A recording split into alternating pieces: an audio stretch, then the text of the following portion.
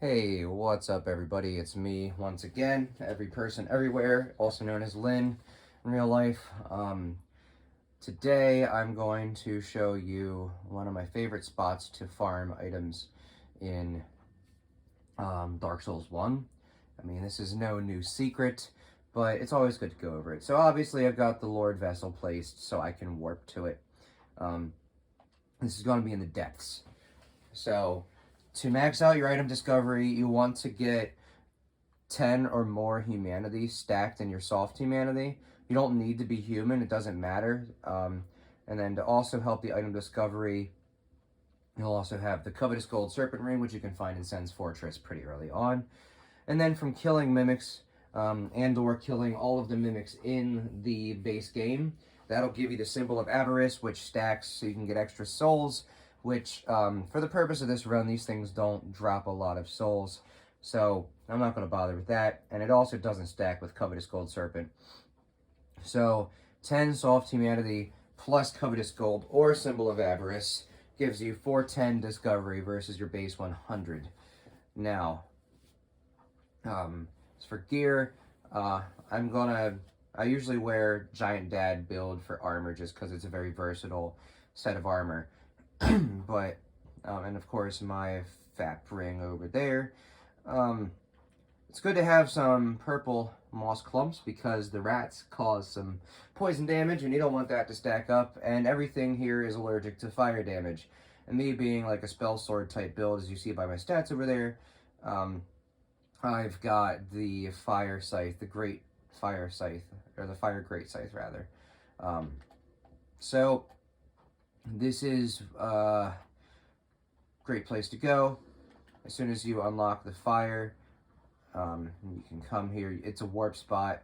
Now, if you stall too long, as I did, this guy will come out of hiding. He's like right, yeah-ish. And you're going to come down here, and you're going to do killing of the slimes. If you're above your soft cap for strength, which is 25, your first soft cap, and you have at least a +3, you should be able to one, if not two, shot them with a fire weapon. So, there will be some runs you go where you don't get anything. That's just the nature of the beast. There will be other runs where everything you kill will drop something. So those slimes drop a large Titanite shard. And they also drop green Titanite shard. And you need large shards to ascend anything past a +5. Weapon or armor wise, except for of course specials and bosses and rares that sometimes use things such as dragon scales or twinkling, so on and so forth. The rats drop humanity, which of course is, there you go, which is helpful because you need humanity for pretty much most things. You need it for farming. You need it to become human, to get invaded, to get some of the items that you need to platinum the game. You need it to be able to invade others. You need humanity for extra stat boost. So with Dark Souls Remastered, it no longer continues to scale past 10 until 99, which is why you saw people that had stacks of 80 plus humanity that were player killing and PvEing, because every extra humanity plus your base 10 continued to scale your soft bonuses for physical and magical and other damage resistance. Now, knowing my luck, I probably won't get any shards here either, so I'm gonna try and reset them to show you that they do drop large Titanite shards. They do also drop green shards, which you need for fire weapons and, I believe, lightning weapons and divine weapons. It's quite a few things that you need green shards for. So it does not hurt to stack up on them. So, getting all of that out of the way, I guess I'm sort of going to talk also, as per the title of this video, just a bit.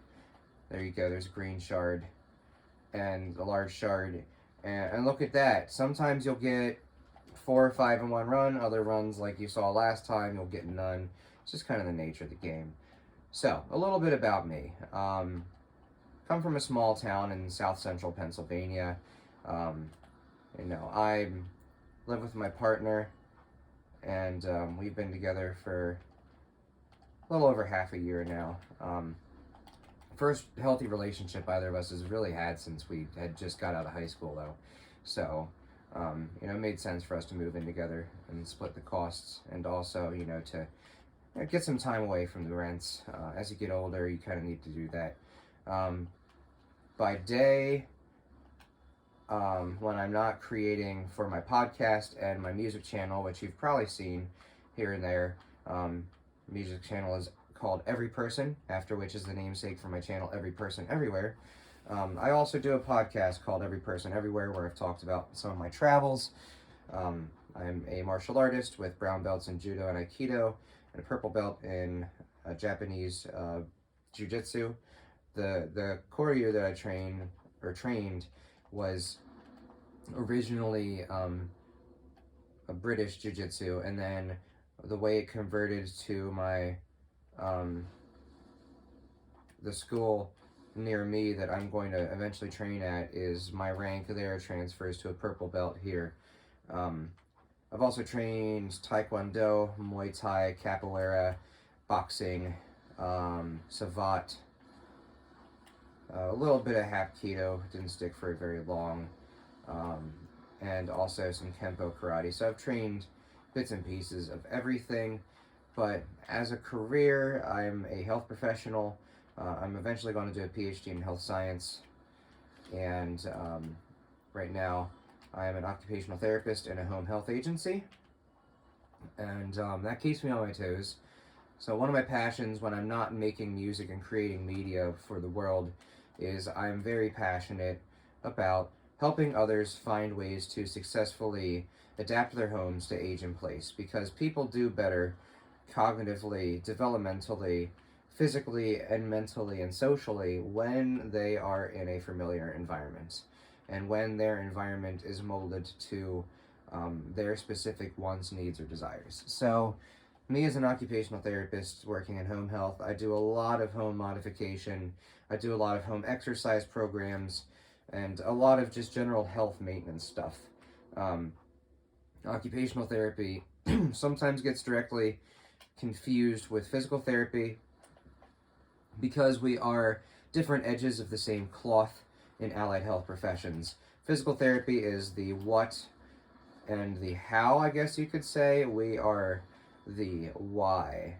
So the what and the how is they need to be able to have functioning legs again, so they get leg exercises, or maybe they have vertigo and they get vestibular exercises to focus on retraining that system that keeps your balance. Well, occupational therapy is the why. It focuses on daily activities and function. So why do we want stronger muscles? Well, we want stronger arms and legs. I'm using a poison moss clump because I said they come in handy. We want stronger arms and legs so we can walk to the toilet and use the toilet, so we can go to the bathroom, so we can write checks, so we have enough strength to open jars to make, stovetop pasta, whatever it might be. And I think the reason why I got into doing what I did is because being a martial artist, everything relies on functional movements in martial arts. The teachings of martial arts focus a lot on developing your sense of self, both morally and mentally, as well as physically. And so every exercise we did could be related to something we were doing, especially with judo. Like bear crawls, you need those for groundwork. Doing pull-ups, you need those to be able to pull somebody off balance, and for striking and that kind of stuff. So occupational therapy made sense to me because of, function and purpose. I do not work out ever, pretty much, unless it involves martial arts, which is, one of my purposes, so to suffice to say. As you see, those things hit like a train. Buddy guy's coming along. So when I found out that I could rehabilitate somebody by teaching them how to make sandwiches and how to manage getting dressed in that nice snazzy outfit that they've wanted to put on but couldn't after they had a stroke or whatever it was, that's what drew me to the profession. So that's a bit about me. I guess updates for... Stop hitting me, Jesus Christ. Okay, so I guess updates for me, my life, the channel. I will probably very soon I'll probably just keep doing what I've been doing, honestly. Just posting random tidbits here and there of different aspects of my life.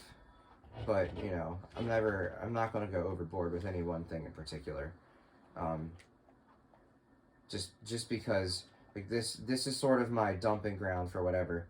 Maybe in the future, and just to show you, you can homeward bone to the bonfire, but it's, depending on console or PC, sometimes loading time is more or less the same as just running back from being down there. So this profile is most likely going to continue being a dumping ground for whatever I choose to do creatively that doesn't directly pertain to the podcast or my business ideas or my music. This is going to be sort of my screw-off profile, I guess you could say, on YouTube. And, you know, every now and then it's nice to just upload something. You get a few views and say, oh, hey, somebody check that out. That's pretty cool. And then, of course, your friends and your loved ones who ask you about, like, what you do when you're bored. Oh, I make YouTube videos. Oh, wow, that's pretty cool. Can I check it out? And they can get an insight to you as a person. Because, like, a lot of famous YouTubers got famous just doing what they do best and doing what they love. They didn't have any one thing in particular. They just happened to be the first and be some of the best at what they did. And it garnered views. Now, obviously, if you're a hot female, that definitely helps. As a lot of influencers and Twitch streamers and YouTubers nowadays happen to just be very attractive women. That always helps. But in the likelihood, like myself, that you are not as such, you just kind of roll with it. So, anyhow, this has been Farming and Life Catch-Up with Every Person, Everywhere, also known as Lim. Hope you enjoyed it. Hope you enjoyed my clamorings and mammerings, and catch you in the next one.